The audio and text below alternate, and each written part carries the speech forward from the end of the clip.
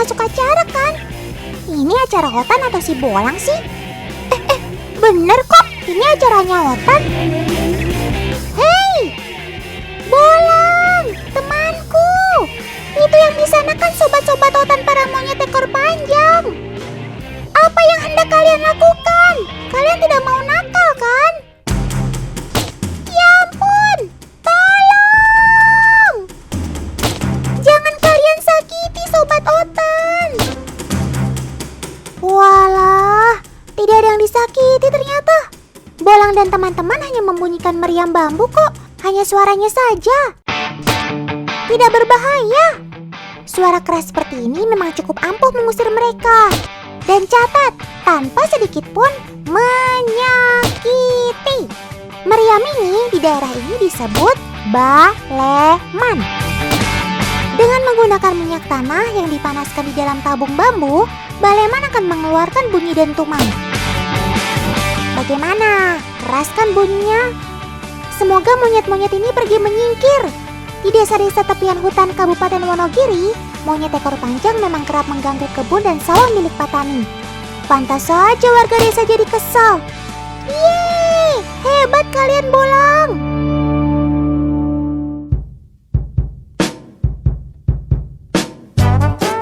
Kalau teman-teman pergi ke Bali, cukup mudah menemukan monyet jenis ini. Mereka dibiarkan hidup bebas berdampingan dengan warga sekitar. Contohnya seperti di Pura Pulaki ini teman. Masyarakat di sekitar pura menganggap sobat Otan ini sebagai holy monkey atau monyet suci. Sob, itu kenapa pipi kamu? Kok gede sebelah? Hah? Kalian menyimpan makanan di pipi? Ini bukan karena kalian gak mau berbagi kan? Teman, dalam keadaan buru-buru, monyet akan memasukkan makanan ke dalam kantong pipinya. Jika keadaan sudah aman, makanan yang tadi disembunyikan baru akan dikeluarkan untuk dikunyah dan ditelan. Lihat tuh cara mereka makan, unik banget ya. Tenang saja sob, Otan gak akan ambil jatah kalian kok.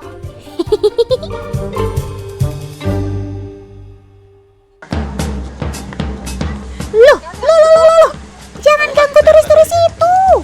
Kenapa kalian ambil, hei? Ada mengambil sendal, ada yang mengambil kacamata. Aduh. Jangan mengganggu para pengunjung atuh sob. Tidak baik. Tingkah laku nakal monyet ekor panjang di daerah Uluwatu ini ternyata menarik beberapa ahli untuk diteliti. Ada beberapa fakta temuan yang menarik nih. Pertama, para monyet ternyata mengamati terlebih dahulu para wisatawan yang akan diincar dan menjadi korban perampasan. Kedua, monyet di Uluwatu tidak akan memilih barang yang dibawa oleh pengunjung. Mereka main ambil secara acak selama memungkinkan mereka rebut. Monyet ini kan tidak mengerti barang mahal, barang murah. Dia memerlukan barang itu hanya untuk mainan aja. Sebenarnya yang utama bagi dia adalah makanan. Jadi kadang-kadang kan kita anggap dia tidak tahu itu apakah HP itu bisa dimakan apa enggak. Dia kan selalu akan coba gigit-gigit kan. Semua benda yang dia ini pasti coba digigit. Jadi kemauan yang pertama itu adalah mencari makan. Kemudian yang berikutnya dia main.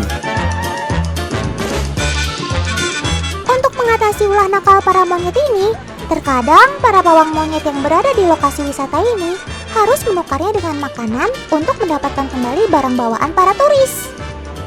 Mungkin keusilan sudah menjadi bawaan lahir para monyet ekor panjang ini ya.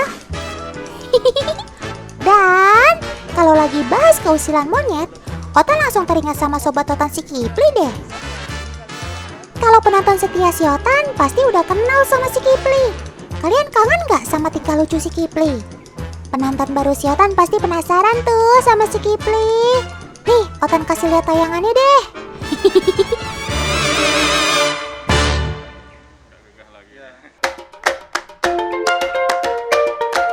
Hai teman-teman. Kalian asik ngobrolin apaan sih? Shh, Otan kasih tahu ya, ada yang diam-diam mengintai kalian tuh. Sepertinya dia akan berbuat sesuatu sama kalian. Otan malah dicuekin. Oke deh, kalau sampai ada apa-apa sama kalian, jangan salahin Otan ya.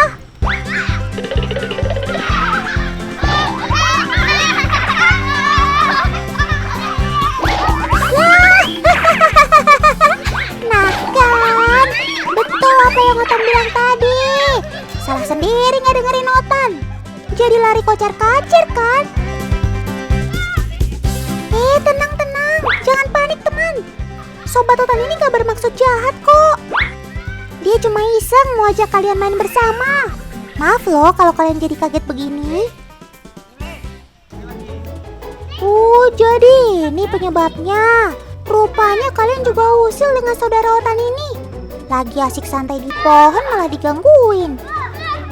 Makanya kalian jadi dijahilin juga kan? Untung aja Sobat Otan baik hati. Dia gak sampai melukai kalian. Pesan buat teman-teman di rumah nih. Kalau ada monyet liar, jangan diganggu. Apalagi sampai dilukai ya. Biarkan ia hidup di habitatnya dengan bebas dan tenang. Oh iya, Sobat Otan ini adalah monyet liar. Meskipun liar, tapi Sobat Otan ini sudah terbiasa dengan keberadaan manusia. Ya ampun Sob, jangan malu-maluin gitu dong. Sampai minta makanan segala ke warung. Usil banget ya kamu. Di taman ini kan banyak pohon buah-buahan. Ayo sini balapan manjat pohon saja sama Otan.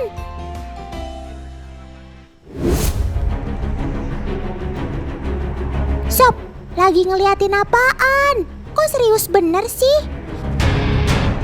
Oh, rupanya ada si Bobby. Pantasan kamu gak berani turun. Jangan-jangan si Bobby gak suka dengan keberadaan kamu di sini. Waduh, gawat. Jangan sampai kalian ribut-ribut ya.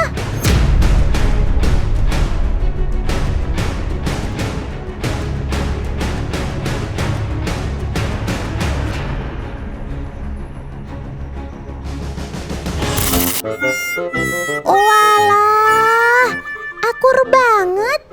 Syukurlah, Otan kira kalian mau berantem. Salut deh. Rupanya si Kipli dan Bobby ini adalah sahabat. Nah, gitu dong. Biarpun berbeda jenis, tapi nggak menghalangi kalian untuk berteman. Setiap hari, si Bobby inilah yang jadi teman bermain si Kipli. Kipli dan Bobby sudah bersahabat selama 1 tahun teman. Cie, si Kipli malah minta gendong segala. Duh, manjanya. Lihat saja tuh, si Bobby tetap santai meskipun si Kipli sering usil. Belum lagi kalau si Bobby digigit-gigit sama Kipli. Tenang teman, si Bobby gak kesakitan kok. Ini hanya candaan si Kipli saja untuk menunjukkan rasa sayangnya sama si Bobby.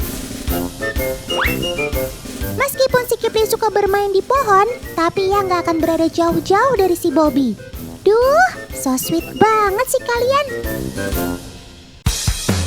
Teman di rumah, siapa yang bisa menyebutkan jenis-jenis primata selain si monyet ekor panjang? Ayo. Nah, ngomong-ngomong soal primata, siapa sangka kalau ciri fisik dan perilaku unik sobat-sobat Otan ini ternyata bisa menginspirasi untuk jadi karya seni istimewa bernilai tinggi loh teman. Teman di rumah, siapa yang suka koleksi action figure? Ayo ngaku. Sini. Yang jauh mendekat, yang dekat merapat.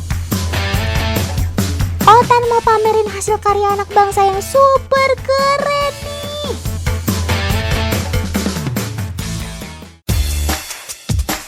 Karakter manusia kera memang banyak menjadi inspirasi berbagai karakter fantastik. Kalian pasti tahu kan, Sun Gokong si kera sakti dari negeri Tiongkok, lalu Hanuman si kera putih dari kisah Ramayana, dan juga film Hollywood Planet of the Apes.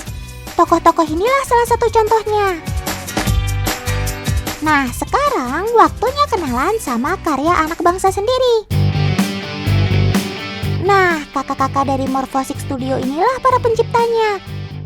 Karakter tokoh manusia kera dalam kisah Guru Mantra of Valhalla ciptaan mereka ini jelas tidak kalah keren kan?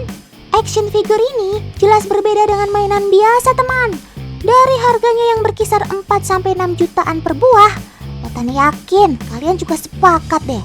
Kalau baiknya si patung jadi pajangan aja kan daripada dimainin.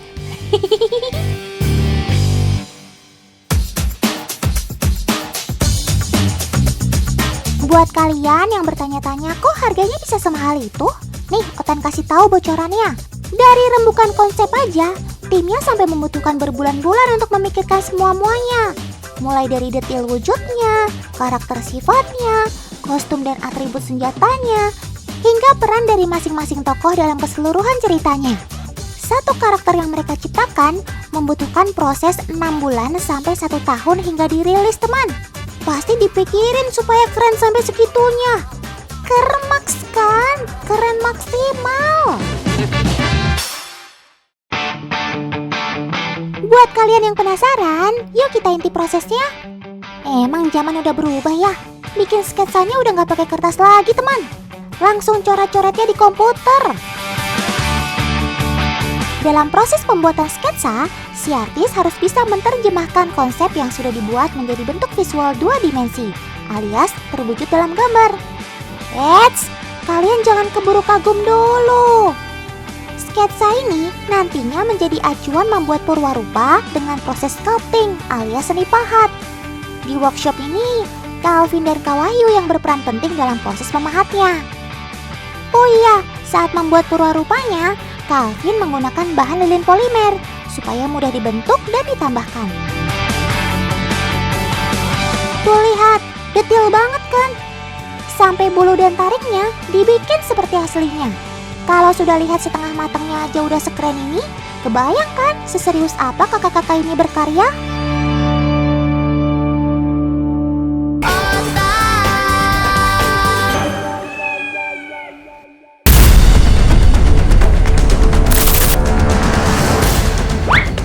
Jangan ngambek gitu dong, Sob. Kok malah uring-uringan di tanah gitu sih?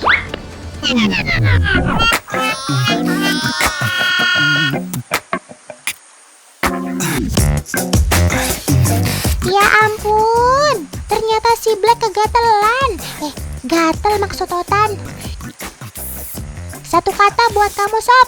Mandi.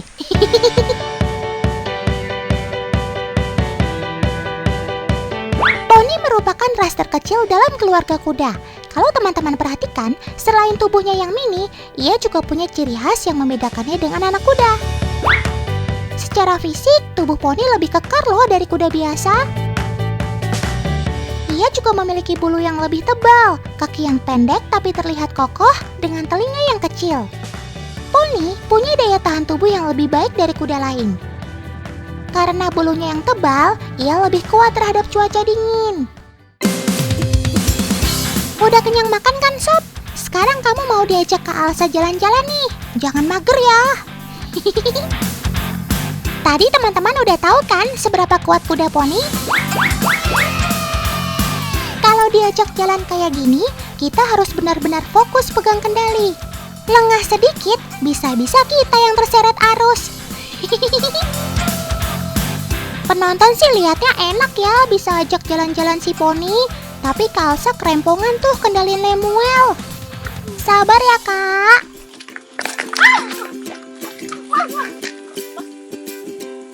Wah, kayaknya Kak Alsa dendam nih. Masa Lemuel diajak ke pinggir sungai? Ada-ada aja. Damai aja deh, Kak. Lemuelnya mogok gak mau jalan. Tapi kan kuda gak takut air. Terus, kamu kenapa dong, Sob?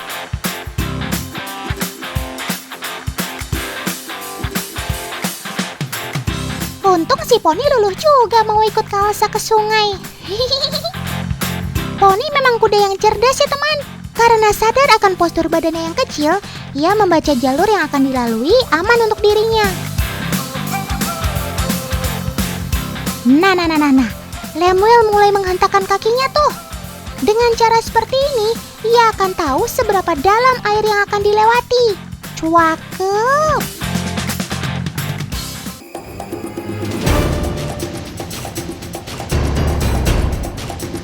Loh. Ini kenapa guling-guling? Walah, ini kan keledai. Ternyata keledainya lagi mandi pasir, teman.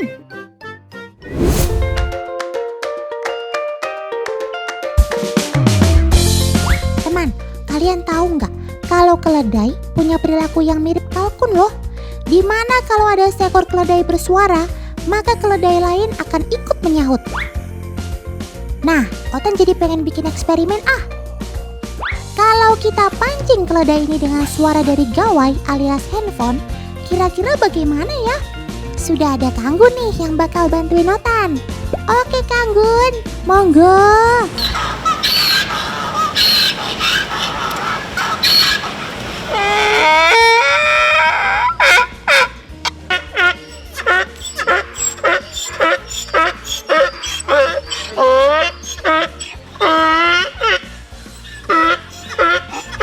Wah, ternyata betul dugaan Otan.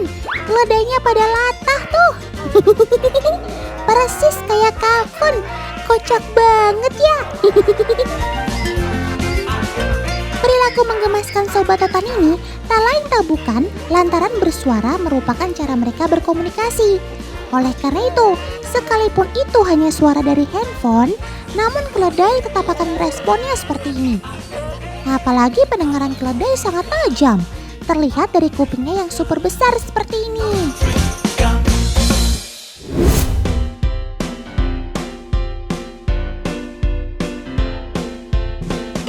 Teman di rumah, kalau ingat keledai, pasti ingat susu keledai kan? Itu mah susu kedelai ya. Maksud Otan, ingat peribahasa yang berbunyi hanya keledai yang terperosok ke lubang yang sama 2 kali. Peribahasa yang bermakna kecerobohan ini seolah mencap keledai sebagai hewan yang bodoh. Benarkah demikian?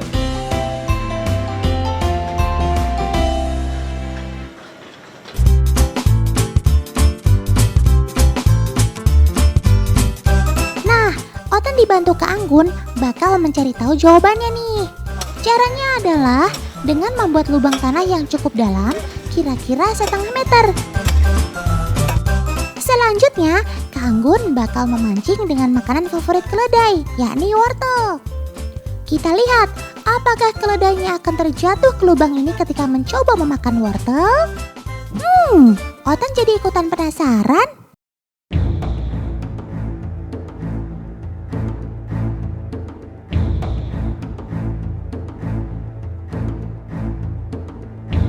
Wah, dia rupanya sadar akan keberadaan lubang tersebut, teman.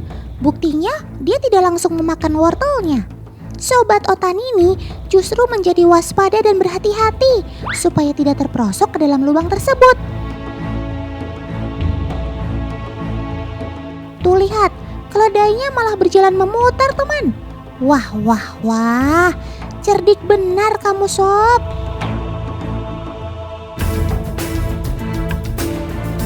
Coba Kak Anggun berpindah ke sisi yang satunya. Tuh kan, keledainya tetap jalan memutar.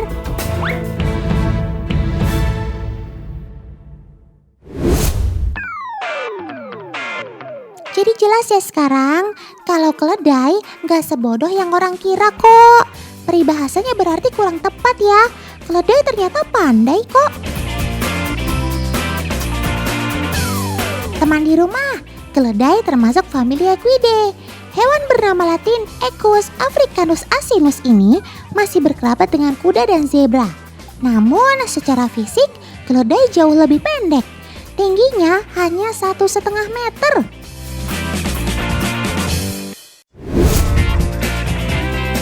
Meski di Indonesia keledai kurang populer, Sobat Otan ini adalah sarana transportasi andalan di Kolombia dan negara Amerika Selatan lainnya. Penggunaan keledai sebagai sarana transportasi sendiri sudah berlangsung sejak masa Mesir kuno atau 5.000 tahun lalu. Yang unik nih teman adalah cara makan si keledai. Keledai ternyata memiliki bibir yang sangat elastis yang bisa menjangkau tempat sulit dan celah yang sempit, teman. Bahkan, potongan kecil wortel yang terjatuh di tanah bisa keledai makan tanpa harus tercampur dengan tanahnya. Wah, bibir kamu sakti banget ya, Sob. Elastis.